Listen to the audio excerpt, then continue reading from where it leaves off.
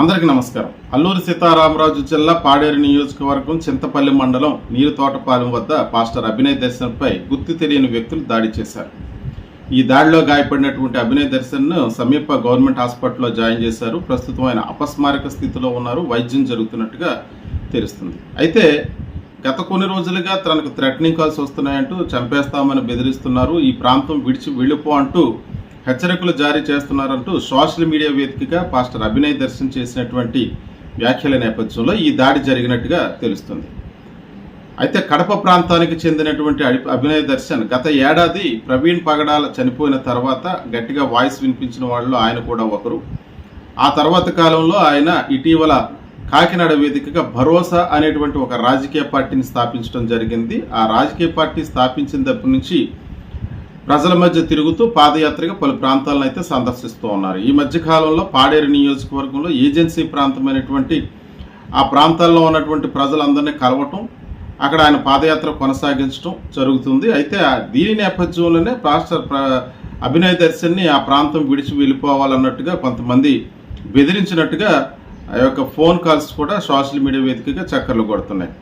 అయితే ఇక్కడ ప్రధానంగా చర్చించుకోవాల్సింది, గతంలో ఎన్నడూ లేనటి విధంగా ఈ మధ్య కాలంలోనే అంటే కూటమి ప్రభుత్వం అధికారంలోకి వచ్చిన తర్వాతే ఈ తరహా దాడులు పెరగటం అన్నది చాలా భయానకమైనటువంటి వాతావరణాన్ని సృష్టిస్తుందా అన్నటువంటి భయాలు కలుగుతున్నాయి. ఎందుకంటే ఒక సామాజిక వర్గాన్ని, ఒక మతాన్ని టార్గెట్గా చేసుకుని జరుగుతున్నటువంటి దాడులు, అంటే పాస్టర్ అభినయ్ దర్శన్పై దాడి చేసింది మతోన్మాదులా లేకపోతే ఆ లోకల్లో ఉన్నటువంటి వారా అన్నది ఇంకా పూర్తిగా వివరాలు తెలియకపోయినా ఆయనతో పాటు ఉన్నటువంటి ఒక వ్యక్తి వీడియో ద్వారా చెప్పిన మాట ఏంటంటే, వీడు ఇక్కడ మత ప్రచారం చేస్తున్నాడంటూ ఆ దాడి చేసిన వాళ్ళు అరుచుకుంటూ, అందులో ఒకడు అరుచుకుంటూ వెళ్ళాడు అంటూ ఆయన కూడా ఉన్నటువంటి మరొక వ్యక్తి స్టేట్మెంట్ ఇవ్వడం జరిగింది. ఆ వార్త కూడా న్యూస్ ఛానల్స్లో సర్కిల్ అవుతూ ఉన్నాయి. అయితే ఇక్కడ పాస్టర్ అభినయ్ దర్శన్కి సంబంధించి కడప ప్రాంతానికి చెందినటువంటి వ్యక్తి భరోసా పార్టీ పెట్టి ఆయన యొక్క పార్టీని ప్రచారం చేసుకుంటూ తిరగటం అయితే జరుగుతుంది. వీటన్నిటి నేపథ్యంలో ఈ దాడిని ఏ విధంగా చూడాలి అంటే, ఇటీవల కాలంలో జరుగుతున్నటువంటి కొన్ని సంఘటనలు, గత ఏడాది పాస్టర్ ప్రవీణ పగడాల చనిపోవడం మీద కూడా క్రైస్తవుల్లో అనేక అపోహలు, ఆలోచనలు, ఒక భయాలు నెలకొన్నాయి. అంటే అది ఖచ్చితంగా అది హత్యే, అది సహజ సిద్ధమైనటువంటి యాక్సిడెంట్ కాదని బలంగా నమ్మేటువంటి క్రైస్తవ సంఘాలు. మరోపక్క ఆకివీడులో రఘురామకృష్ణరాజు లాంటి వ్యక్తులు చేస్తున్నటువంటి మతం పేరుతో, కులం పేరుతో రేగొడుతున్నటువంటి విద్వేషాలు, దానిపై ప్రభుత్వానికి సంబంధించినటువంటి అధినాయకులుగా ఉన్న చంద్రబాబు నాయుడు కానీ, ఉప ముఖ్యమంత్రిగా ఉన్నటువంటి పవన్ కళ్యాణ్ కానీ స్పందించకపోవటం. మరోపక్క నిన్న మొన్న జరిగినటువంటి జనసేన ఆత్మీయ సమావేశంలో పవన్ కళ్యాణ్ కూడా కులాల ప్రస్తావన, మతాల ప్రస్తావన తీసుకొస్తూ మతాలు మారిపోతారు కానీ కులాలు వదలరంటూ ఈ విధమైనటువంటి భావజాలంతో కూడినటువంటి మాటలు, అంటే సనాతన ధర్మం పేరుతో జరుగుతున్నటువంటి దాడిగా ఇటువంటి దాడులను చూడవచ్చు. అంటే సనాతన ధర్మంలో మరి ఇతర మతాలను గౌరవించకూడదని ఉందా ఏంటన్నది దాన్ని ఫాలో అయ్యే వాళ్ళే దాని గురించి పూర్తిగా అర్థం చేసుకుని చెప్పాలి. కానీ ఇక్కడ గత ప్రభుత్వంలో జగన్మోహన్ రెడ్డి అధికారంలో ఉన్నప్పుడు ఇటువంటి దాడులు అయితే జరగలేదు. అలాగే చంద్రబాబు నాయుడు గతంలో అధికారంలో ఉన్నప్పుడు కూడా జరగలేదు. ఈ రెండింటి విషయాలు కూడా మనం పరిగణలో తీసుకోవాలి. జగన్మోహన్ రెడ్డి అధికారంలో ఉన్నప్పుడు జరగలేదు, అంతకుముందు చంద్రబాబు నాయుడు గారు ముఖ్యమంత్రిగా ఉన్నప్పుడు కూడా ఈ తరహా దాడి జరగదు. కానీ కూటమి ప్రభుత్వం పేరుతో ఇప్పుడు ఏర్పడినటువంటి ప్రభుత్వం ప్రారంభమైన తర్వాత గత కొంతకాలంగా పవన్ కళ్యాణ్ గారు సనాతన ధర్మం పేరుతో ఇతర మతాలను, ఇతర కులాలను కొంచెం వ్యతిరేకించినట్టుగా, అంబేద్కర్ భావజాలను కానీ లేకపోతే దళిత సామాజిక వర్గాల్లో ఉన్నటువంటి క్రైస్తవులుగా మారినటువంటి వారిని కానీ మతాలను ఉద్దేశించి చేస్తున్నటువంటి కొన్ని వ్యాఖ్యల నేపథ్యంలో రఘురామకృష్ణరాజు లాంటి వ్యక్తులు ఆకివీడులో చేస్తున్నటువంటి మత విద్వేషాలు, కుల విద్వేషాలకు సంబంధించినటువంటి చర్యల నేపథ్యంలో కూడా పైన ఉన్నటువంటి నాయకులు ఎవరు కూడా ఖండించకపోవడం. అంటే ఈ రాష్ట్రంలో ప్రభుత్వాన్ని చంద్రబాబు నాయుడు ముఖ్యమంత్రిగా ఉండి పరిపాలిస్తున్నారా, లేకపోతే ఆయన నామమాత్రంగా ఉంటే అధికారం మొత్తం బీజేపీ చేతుల్లోకి పోయి ఇక్కడేమన్నా కొద్దిగా ఎస్టాబ్లిష్ అయ్యి ఆర్ఎస్ఎస్ భావజాలం కలిగినటువంటి వ్యక్తులందరూ పూర్తిగా ఎస్టాబ్లిష్ అయ్యి ఇక్కడ ఉన్నటువంటి క్రిస్టియన్స్ని, దళిత సామాజిక వర్గాలను అణగదొక్కే ప్రయత్నం చేస్తున్నారనే అనుమానం కలుగుతుంది.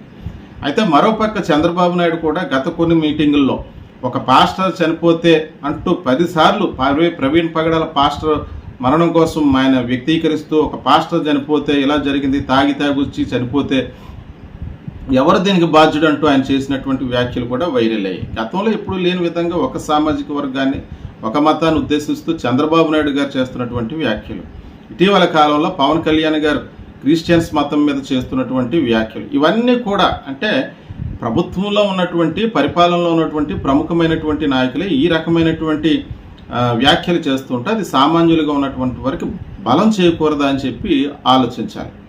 అదే సందర్భంలో గత మార్చి నెలలో వచ్చినటువంటి సుప్రీంకోర్టు ఇచ్చినటువంటి తీరు చింతాడ ఆనందపాల్ పాస్టర్ విషయంలో క్రైస్తవులుగా మారినటువంటి వారికి రక్షణ కల్పించలేమన్నట్టు వచ్చినటువంటి తీర్పు నేపథ్యంలో కూడా అది కూడా సామాన్యంగా వ్యతిరేక వివక్ష భావాలు కలిగినటువంటి వ్యక్తులకు ఆ తీర్పు కూడా కొంచెం బలమైందా అన్నటువంటి అనుమానాలు కూడా కలుగుతున్నాయి.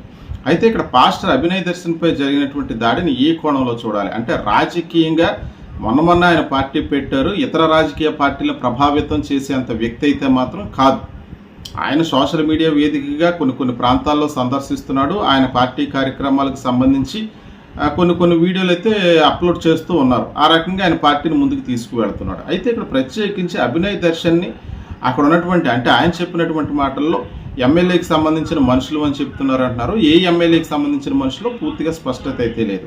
ఒక ఫోన్ కాల్కి సంబంధించి విజయనగరం నుంచి మాట్లాడుతున్నట్టుగా ఒక వ్యక్తి బెదిరించినటువంటి ఆ వీడియోను కూడా ఆ యొక్క వాట్సాప్ కాల్ ద్వారా వచ్చినటువంటి వీడియోను కూడా అభినయ్ దర్శన్ అయితే దాన్ని సోషల్ మీడియా వేదికగా దాన్ని పోస్ట్ చేశారు. ఆ వీడియో కూడా ఇప్పుడు సర్క్యులేట్ అవుతుంది. అయితే నిన్న సడన్గా తోటపాలెం వద్ద ఉన్నటువంటి అభినయ్ దర్శన్పై కోడిగుడ్లతో ముందుగా దాడి చేసి ఆ తర్వాత కారులో ఉన్నటువంటి వ్యక్తిని భయంకరంగా ముసుగులు వేసుకుని వచ్చి తన్నుకుంటూ లాక్కును వెళ్ళి ఆ సమీప ప్రాంతంలో పొదల్లోకి తీసుకువెళ్ళి అంటే కళ్ళల్లో ఏదో కారం కొట్టారంటున్నారు. కారం లేకపోతే వేరే రకాల పౌడర్లో ఏదో స్పష్టత లేదు. అవి కొట్టి అక్కడ ఉన్నటువంటి గాజు బాటిల్స్ను పగలగొట్టి ఆ గాజు పెంకులతో దాడి చేశారు, తలపై దాడి చేశారు. వీటిలన్నిటి నేపథ్యంలో దాడి నేపథ్యంలో అక్కడ అభినయ్ దర్శన్ అయితే స్పృహ తప్పి పడిపోయారు అన్నట్టుగా తెలిసింది. అక్కడ ఉన్నటువంటి ఆయన కూడా ఉన్నటువంటి అనుచరులు అలాగే సమీప ప్రాంతంలో ఉన్నటువంటి గిరిజన మహిళలు గిరిజనులు మొత్తం అందరూ కూడా అక్కడికి చేరుకున్నారు. మనం వీడియోలో కూడా చూస్తున్నాం. చేరుకుని అక్కడ వాళ్ళందరూ కూడా రోధిస్తున్నారు. అభినయ్ దర్శన్ అక్కడ ఆ ప్రాంతంలో తిరుగుతూ కొంతమంది అభిమానాన్ని చూరగొన్నాడని చెప్పుకోవాలి. అయితే అక్కడ ఉన్నటువంటి ఒక వ్యక్తి ఇచ్చిన స్టేట్మెంట్ అయితే ఆ దాడి చేయడానికి వచ్చినటువంటి వ్యక్తుల్లో కొంతమంది వీడు ఇక్కడ మత మార్పులు ప్రోత్సహిస్తున్నాడు అంటూ వాళ్ళు ఒకళ్ళిద్దరు అరుచుకుంటూ వెళ్ళారు దాడి చేసిన తర్వాత అంటూ చెప్పడం జరిగింది. అయితే ఇది రాజకీయ నేపథ్యంలో జరిగినటువంటి దాడ లేకపోతే మత ప్రాతిపదికన జరిగిన దాడ ఏ రకమైనటువంటి దాడి అనేది పూర్తిగా స్పష్టత అయితే రావాల్సింది. ప్రస్తుతం ఆయనకు హాస్పిటల్లో అయితే వైద్యం జరుగుతుంది. పోలీసులు ఈ కేసును విచారణ చేపట్టారు. ఆ పోలీస్ స్టేషన్ కూడా ఫిర్యాదులు అందే ఆయన మీద దాడి చేసినటువంటి దృశ్యాలన్నీ కూడా సోషల్ మీడియా వేదికగా అవి వైరల్ అవుతున్నాయి. అయితే దాడి చేసింది ఎవరు, ఏ ఉద్దేశంతో దాడి చేశారు అంటే మతపరమైనటువంటి భావజాలంతో దాడి జరిగిందా లేకపోతే ఆ ప్రాంతంలో అతను పర్యటించకూడదు అన్నట్టుగా ఎవరైనా కక్షగట్టి అతన్ని బెదరగొట్టి అక్కడి నుంచి పంపించేసే విధంగా దాడి చేశారన్నది వేచి చూడాల్సి ఉంది. అయితే దీనిపై పూర్తి స్పష్టత సమాచారం వచ్చిన తర్వాత మరిన్ని వివరాలతో మళ్ళీ ముందుకు వస్తాం. అయితే ప్రస్తుతానికి ప్రజాస్వామ్యబద్ధమైనటువంటి ఈ రాష్ట్రంలో ఈ తరహా దాడులు అయితే మాత్రం చాలా హేయమైన చర్యగా చెప్పుకోవాలి. దీనిపై ప్రభుత్వాలు స్పందించకపోతే భవిష్యత్తులో ఇటువంటి దాడులు పెరిగే అవకాశం ఉంది. అదే సమయంలో ఈ దాడులకి వ్యతిరేకంగా కూడా ప్రతి దాడులు చేసే అవకాశం ఉంది. లేదా ప్రజలందరూ కూడా రోడ్ల మీదకి వచ్చి ఉద్యమాలు చేసి పోరాటాలు చేసి ప్రభుత్వాన్ని వ్యతిరేకిస్తూ కూడా కొన్ని కార్యక్రమాలు చేసే అవకాశం కూడా ఉంది. ఇటువంటి దాడులు అయితే ప్రజాస్వామ్యబద్ధమైనటువంటి రాష్ట్రంలో వీటిని అందరూ ప్రతి ఒక్కరూ ఖండించాలి. ప్రభుత్వం కూడా వీటి పట్ల చర్య తీసుకోవాలని చెప్పి తెలియజేస్తున్నా.